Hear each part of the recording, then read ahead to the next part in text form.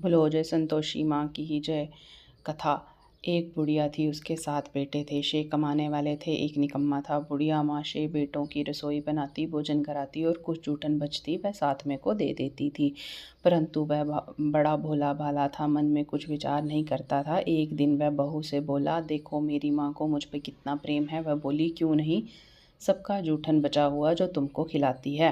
वह बोला, ऐसा नहीं हो सकता, मैं जब तक अपनी आंखों से ना देख लूं मान नहीं सकता। बहू ने हंसकर कहा,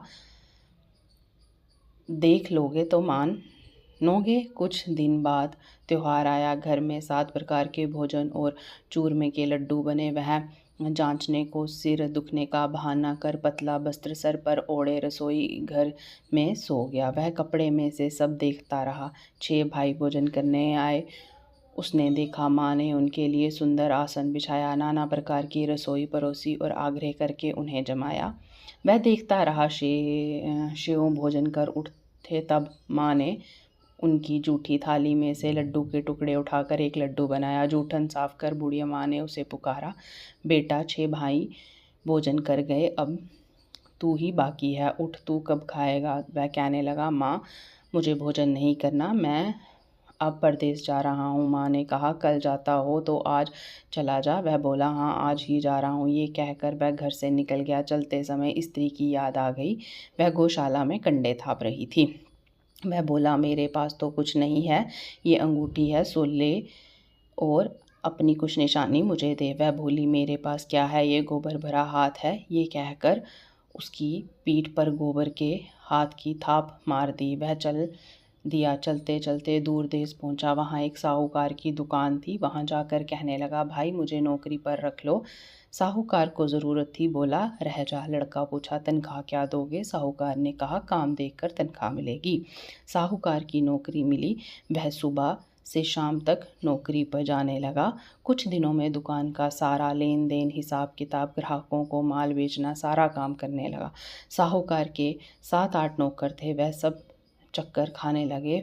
ये तो बहुत होशियार बन गया। सेठ ने भी काम देखा और 3 महीने में ही उसे आधे मुनाफे का हिस्सेदार बना लिया। वह कुछ वर्ष में ही नामी सेठ बन गया और मालिक सारा कारोबार उसे छोड़कर चला गया। अब बहू पर क्या बीती सुनो। सास ससुर उसे दुख देने लगे। सारी गृहस्थी का काम करा के उसे लकड़ी लेने जंगल में भेजते। इस बीच घर के आटे से जो भूसी निकलती उसकी रोटी बनाकर रख दी जाती और फूटे नारियल की नारीली में पानी। इस तरह दिन बीतते रहे। एक दिन वह लकड़ी लेने जा रही थी। रास्ते में बहुत सी स्त्रियां संतोषी माँ का व्रत करती दिखाई दी। वह वहाँ खड़ी होकर कथा सुनने लगी और पूछा, बहनों तुम किस देवता का व्रत करती हो और उसके करने से क्या फल मिलता है। इस व्रत को करने की क्या विधि है। यदि तुम अपने इस व्रत का विधान मुझे समझा कर कहोगी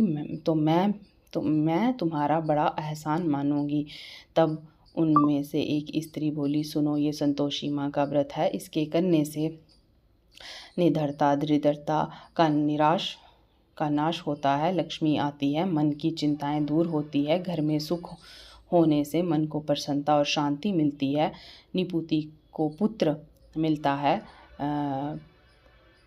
पीतम बाहर गे हो तो शीघ्र घर आवे, कंवारी कन्याओं को मनपसंद वर मिलता है, राजद्वारे में बहुत दिनों से मुकदाम चल रहा हो खत्म हो जावे, कलह क्लेश की निवृत्ति हो, सुख शांति हो, घर में धन जमा हो, पैसे जायदाद का लाभ हो, रोग दूर हो जावे तथा और जो कुछ मन में कामना हो सो सब संतोषी माँ की कृपा से पूरी हो जावे, इसमें संदेह नहीं है।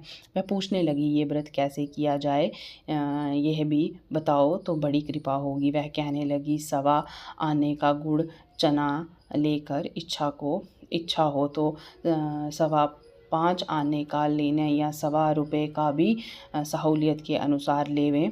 बिना परेशानी और श्रद्धा व प्रेम से जितना भी मन पड़े स्वाएं लें। प्रत्येक शुक्रवार को निराहार रहकर कथा सुनना। इसके बीच कर्म टूटे नहीं। लगातार नियम पालन करना। सुनने वाला कोई ना मिले तो घी का दीपक जला के उसके आगे या जल के पात्र को सामने रखकर कथा कहना, परंतु नियम ना टूटे। जब कार्य सिद्ध ना हो, नियम का पालन करना और कार्य सिद्ध हो जाने पर व्रत का उद्यापन करना। 3 मास में माता फल पूरा करती है। यदि किसी के ग्रह खोटे भी हों तो भी माता वर्ष भर में कार्य सिद्ध करती है। फल सिद्ध होने पर उद्यापन करना चाहिए, बीच में नहीं। उद्यापन में 28 सेर आटा का खाजा तथा इसी परिमाण से खीर तथा चने का साग करना। 8 लड़कों को भोजन कराना। जहाँ तक मिले देवर जेठ भाई बंधु को हो, ना मिले तो रिश्तेदारों और पास पड़ोसियों को बुलाएं, उन्हें भोजन कराएं, यथाशक्ति दक्षिणा दें। माता का नियम पूरा करना। उस दिन घर में खटाई ना खाएं। ये सुन बुढ़िया के लड़के की बहू चल दी। रास्ते में लकड़ियों के भोज को बेच दिया और उन पैसों से गुड़ चना ले माता के व्रत की तैयारी कर आगे चली और सामने मंदिर देखकर पूछने लगी, ये मंदिर किसका है? सब कहने लगे, संतोषी माँ का मंदिर है। ये सुनकर माता के मंदिर में जाकर चरणों में लौटने लगी, दीन को विनती करने लगी, माँ मैं निपट अज्ञानी हूँ, व्रत के कुछ भी नियम नहीं जानती, मैं दुखी हूँ। हे माता जगत जननी, मेरा दुख दूर करो, मैं तेरी शरण में हूँ। माता को दया आई। एक शुक्रवार बीता कि दूसरे को उसके पति का पत्र आया और तीसरे शुक्रवार को उसका भेजा हुआ पैसा आ पहुँचा। ये देख जेठ जेठानी मुँह सिड़ाने लगे, इतने दिनों में इतना पैसा आया, इसमें क्या बड़ाई? लड़के ताने देने लगे। काकी के पास पत्र आने लगे, रुपए आने लगे। अब तो काकी की खातिर बढ़ेगी, अब तो काकी बोलने से भी नहीं बोलेगी। बेचारी सरलता से कहती, भैया कागज एवं रुपए आवे हम सब के लिए अच्छा है। ऐसा कहकर आंखों में आंसू भरकर संतोषी माता के मंदिर में आ मातेश्वरी के चरणों में गिरकर रोने लगी। माँ मैंने तुमसे पैसा कब मांगा है? मैं पैसे से क्या काम है? मुझे तो अपना सुहाग से काम है, मैं तो अपने स्वामी के दर्शन मांगती हूँ। तब माता ने प्रसन्न होकर कहा, जा बेटी तेरा स्वामी आवेगा। ये सुनकर खुशी से भरभरी होकर घर में जा काम करने लगी। जब संतोषी माँ विचार करने लगी, इस बोली पुत्री को मैंने कह तो दिया कि तेरा पति आवेगा, कैसे? वह तो इसके स्वप्न में भी याद नहीं करता, उसे याद दिलाने को मुझे ही जाना पड़ेगा। इस तरह माता जी उस बुढ़िया के बेटे के पास जा स्वप्न में प्रकट हो कहने लगी, साहूकार के बेटा सो रहा है, ये जागता है। ये कहने लगी, माता सोता भी नहीं जागता भी नहीं हूँ, क्या कहो क्या आज्ञा है? माँ कहने लगी, तेरे घर बार कुछ है ही नहीं। वह बोला, मेरे पास सब कुछ है, माँ बाप है, बहू है, क्या कमी है? माँ बोली, भोला पुत्र तेरी बहू घोर कष्ट उठा रही है, तेरे माँ बाप उसे त्रास दे रहे हैं, वह तेरे लिए तरस रही है, तू उसकी सुध ले। वह बोला, हाँ माँ जी ये तो मालूम है, परंतु जाऊँ तो कैसे? परदेश की बात है, लेन देन का कोई हिसाब नहीं, कोई जानने का रास्ता नहीं आता, कैसे चला जाऊँ? माँ कहने लगी, मेरी बात मान, सवेरा नहीं गौरा संतोषी माँ के नाम ले, घी का दीपक जला, दंडवत कर दुकान पर जा बैठ, देखते देखते सारा लेन देन चुक जाएगा, जमा का माल बिक जाएगा, साज होते होते धन का भारी ढेर लग जाएगा। अब सवेरे जल्दी उठकर भाई बंधुओं से सपने की सारी बात कही। वह सब उसकी अनसुनी कर उठने लगे। कभी सपने भी सच होते हैं। एक बूढ़ा बोला, देख भाई मेरी बात मान, इस प्रकार झूठे सांच करने के बदले देवता ने जैसा कहा है वैसा ही करने में तेरा क्या जाता है? अब बूढ़े की बात मानकर वह नहा धोकर संतोषी माँ को दंडवत घी का दिया जला दुकान पर जा बैठता है। थोड़ी देर में क्या देखता है कि देने वाले रुपए लेने वाले हिस्सा लेने लगे। कोठे में भरे सामान की किराएदार नकद दाम दे सौदा करने लगे। शाम तक धन का भारी ढेर लग गया। मन में माता के नाम से चमत्कार देख प्रसन्न हो घर ले जाने के वास्तविक गहने कपड़े सामान खरीदने लगा। ये काम से निपटा तुरंत घर को रवाना हुआ। बहू बेचारी जंगल में लकड़ियाँ लेने जाती है, लौटते वक्त माता जी के मंदिर में विश्राम करती है। वह तो उसके प्रतिदिन रुकने का जो स्थान ठहरा। धूल उठती देख वह माता से पूछती है, हे माता, ये शूल कैसे उठ रही है? माता कहती है, हे पुत्री, तेरा पति आ रहा है, अब तू ऐसे कर, लकड़ियों के 3 बोझ बना ले, एक नदी के किनारे रख और दूसरा मेरे मंदिर पर, वह तीसरा अपने सिर पर रख। तेरे पति को लकड़ियों के गट्ठर देख मोह पैदा होगा। वह यहाँ रुकेगा, नाश्ता पानी खाकर माँ से मिलने जाएगा। तब तू लकड़ियों का बोझ उठाकर जाना और चौक में गट्ठर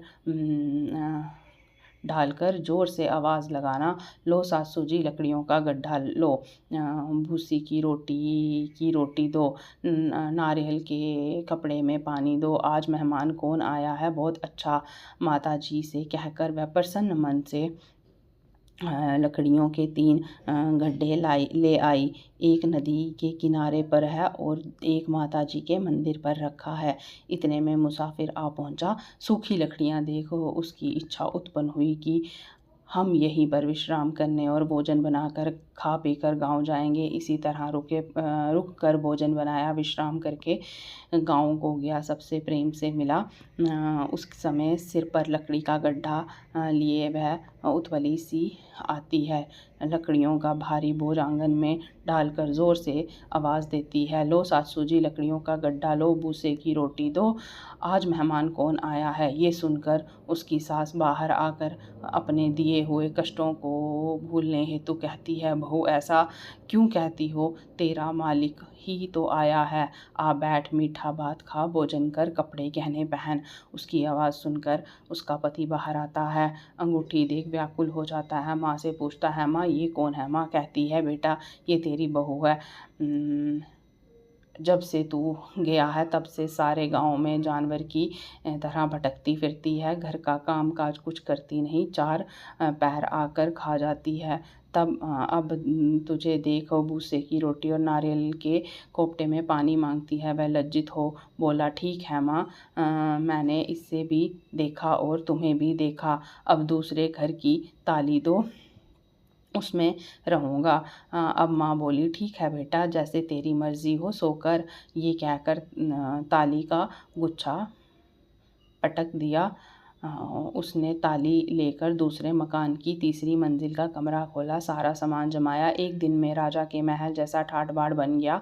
अब क्या था, बहू सुख भोगने लगी। इतने में शुक्रवार आया। उसने अपने पति से कहा, मुझे संतोषी माँ के व्रत का उद्यापन करना है। उसका पति बोला, अच्छा, खुशी से कर लो। वह उद्यापन की तैयारी करने लगा। जेठानी के लड़कों को भोजन के लिए कहने लगी।